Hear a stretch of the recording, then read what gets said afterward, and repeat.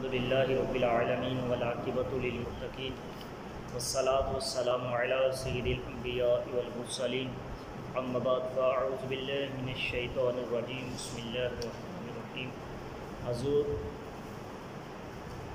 محبوب رب کریم کی بارگاہ اقدس میں محبت نوشی پر الصلاۃ والسلام علیکہ یا سیدی یا رسول اللہ وعلی آلک واصحابک یا سیدی یا نور اللہ۔ آج کے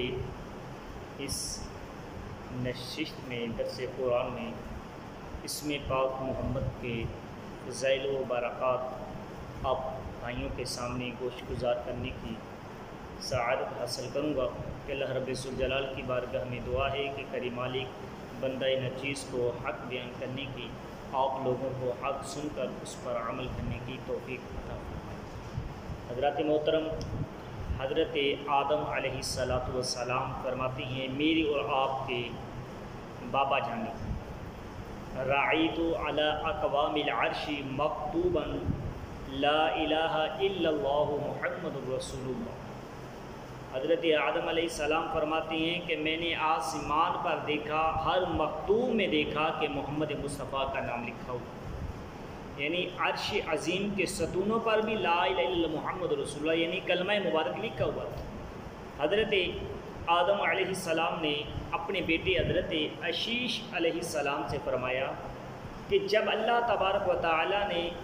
جب بھی مجھے جنت میں ٹھہرایا تو میں نے ہر جگہ نام محمد لکھا دیکھا، جنت کے ہر محل چبارے پر نام محمد نظر آیا، جنت کی حوروں کے سینوں پر، درختوں، جنت کے درختوں کے پتوں پر یعنی سدرۃ المنتہا کے پتوں پر، پردوں کے کناروں پر اور فرشتوں کی آنکھوں کی پتیلیوں میں لکھا ہوا پایا۔ یہ ایک سلسلہ الکبریٰ کے اندر حدیث پاک موجود ہے کہ حضور سراپے نور مصطفیٰ کریم فرماتے ہیں کہ جب میں شب معراج آسمانوں پر گیا تو ما مروت بسماعی الا وجدت باسمی بہا مکتوبا، یعنی جیسا آسمان سے گزرا سب سے پر میں نے اپنا نام لکھا ہوا پایا۔ ایک دن کے اجالے سے زیادہ روشنی اور ظاہر ہو گیا کہ ہم غریبوں کے آقا، ہم فقیروں کے سرورت مصطفیٰ کریم کے نام پاک کو خدا کریم نے فرش عرش تک، جنت سے، دنیا سے جنت تک بلند کیا، ہر شے پر لکھا ہوا۔ اس لیے ہم غلامان غوث خواجہ رضا رضی اللہ تعالی عنہ بھی اٹھتے بیٹھتے سوتے جاگتے صبح و شام تک رات و دن یا رسول اللہ کی صدائیں لگاتے رہتے ہیں اور پکارتے رہتے ہیں، حشر تک ڈالیں گے ہم پادائش مولا کی دور، مثل فارسی نجعت کے قلعے گراتے جائیں گے، خاک ہو جائیں عدو جل کر ہم مگر ہم تو رضا، دم میں جب تک دم ہے ذکر ان کا سناتے جائیں گے۔ اللہ تبارک و تعالیٰ کے حبیب، ہم بیماروں کے طبیب محمد مصطفیٰ صلی اللہ علیہ وسلم صحابہ کرام کے درمیان جلوہ افروز تھے۔ حضرت بلال رضی اللہ تعالیٰ عنہ نے اذان پڑھی تو حضرت بلال نے جب اذان پڑھی، جب اذان میں اشہد ان محمد الرسول اللہ صلی اللہ علیہ وسلم پر پہنچے تو محبوب مصطفیٰ حضرت ابوبکر صدیق رضی اللہ تعالیٰ عنہ نے اپنے دونوں انگوٹھی کو چوم کر اپنی آنکھوں میں رکھا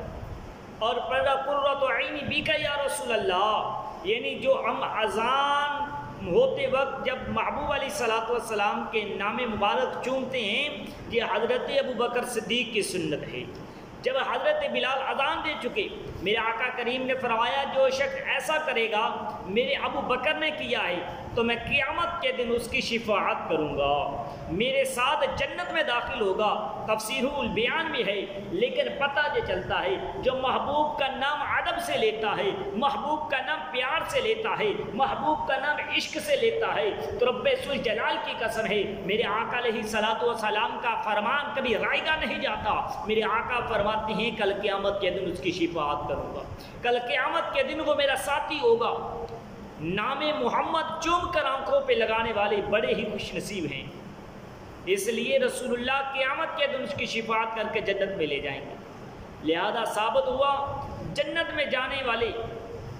ہی انگوٹھے چوم کر آنکھوں سے لگاتی ہیں۔ اعلیٰ حضرت قادر بریلی رحمۃ اللہ تعالی علیہ فرماتی ہیں لب پہ آ جاتا ہے، لب پہ آ جاتا ہے جب نام جناب، منہ میں گھل جاتا ہے شہد نایاب، وجد میں ہو کے ہم اے جائیں بیتاب اپنے لب چوم لیا کرتے ہیں۔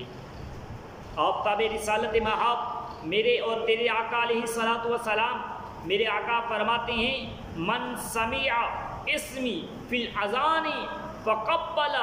ظفرا، یعنی جو شخص اذان میں میرا نام سنے اور اپنے انگوٹھے چوم کر آنکھوں سے لگائے وہ کبھی اندھا نہیں ہوگا۔ اب دیکھیں کہ جو اندھا ہوتا ہے، میرے آقا فرما رہی ہیں کہ جس نے اذان چوم کر، اذان ہوئی میرا نام لے کے چوم لیا، آنکھوں پہ لگا لیا، وہ کبھی اندھا نہیں ہوگا۔ اللہ تبارک و تعالی اپنے محبوب کا عشق اور نام محمد کا دیوانہ بنا دے، آمین ثم آمین۔